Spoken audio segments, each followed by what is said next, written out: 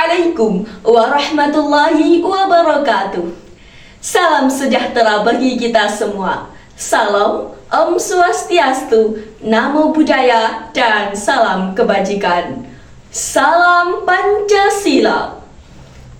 Yang saya hormati para Dewan Juri Kompetisi Pidato Nasional, yang saya hormati para hadirin sekalian, serta teman-teman seperjuangan yang dirahmati oleh Allah.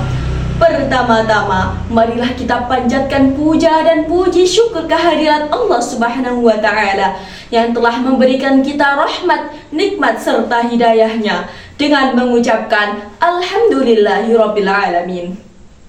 Salawat serta salam tetap tercurahkan kepada baginda agung Nabi Muhammad sallallahu alaihi wasallam yang kita nantikan syafaatnya fil yaumil qiyamah. Perkenalkan, saya Hikmah Sabrina Putri Izzati, siswi MA Bilingual Entrepreneurship Probitatul Asfia, Sido Kumpul Bungah Gresik. Hadirin yang saya hormati, pada kesempatan yang berbahagia ini, izinkanlah saya untuk menyampaikan pidato yang bertema Pancasila dan moderasi beragama dalam pandangan Gen Z. Indonesia merupakan negara multikultural dengan berbagai keragaman antara lain suku, ras, bahasa, dan juga agama. Keberagaman ini merupakan aset bangsa Indonesia yang harus dijaga dan dirawat bersama. Keberagaman dalam beragama merupakan sebuah keyakinan yang tidak dapat dihindari, sehingga setiap umat beragama mempunyai kewajiban untuk mengakui sekaligus menghormati agama lain tanpa membeda-bedakan. Di era globalisasi sekarang, banyak bertebaran isu-isu yang saling menjatuhkan sesama, baik antar umat maupun beragama. Keyakinan dalam beragama seseorang tidaklah dituntut untuk harus meyakini satu-satunya, melainkan kebebasan sebagai hak untuk memilih agama sesuai dengan keyakinannya. Di Indonesia sendiri terdapat beragam agama, namun dalam hal ini tidaklah harus saling menjatuhkan. Dengan ini, Indonesia hendaklah dijadikan sebagai perekat untuk saling bertoleransi antar beragama. Meluasnya informasi di era globalisasi ini akan membuat masyarakat untuk saling menghormati. Pemahaman kepada masyarakat sangat diperlukan agar tidak terjadi kesalahpahaman dalam memandang suatu agama yang berbeda dengan agamanya.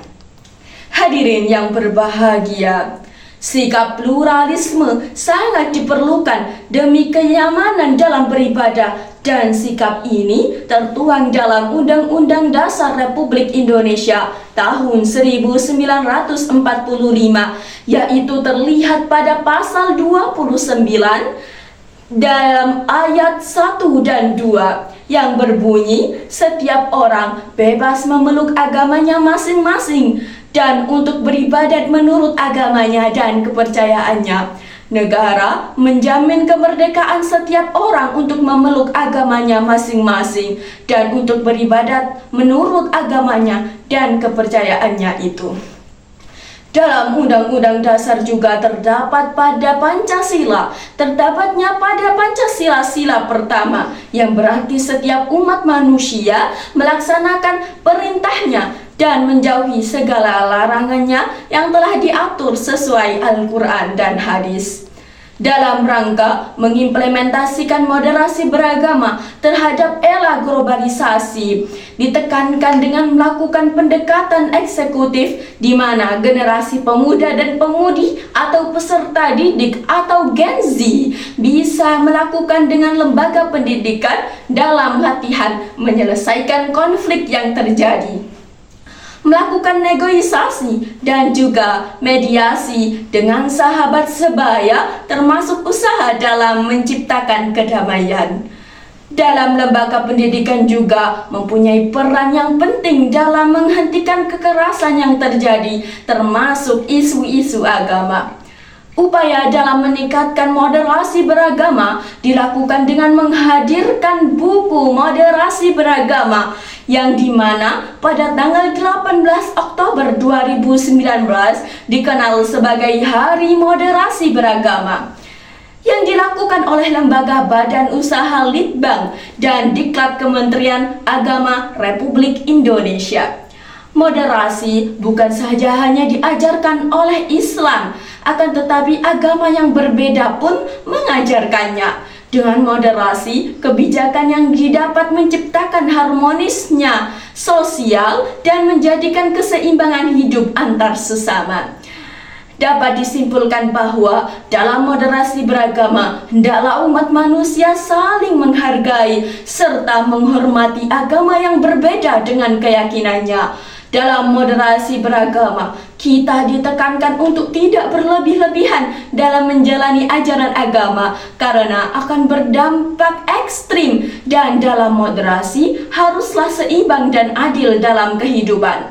Seorang yang moderat harus berada di pihak tengah dan tidak melakukan kekerasan, karena dengan moderasi hendaknya kita dapat menciptakan hubungan yang harmonis dan tentunya akan menciptakan kerukunan dalam kehidupan. Dari banyak kata yang telah terucap, semoga apa yang telah saya sampaikan bisa menjadi manfaat bagi kita semua. Saya mohon maaf apabila ada salah kata, dan wabillahi taufiq wal hidayah. Wassalamualaikum warahmatullahi wabarakatuh.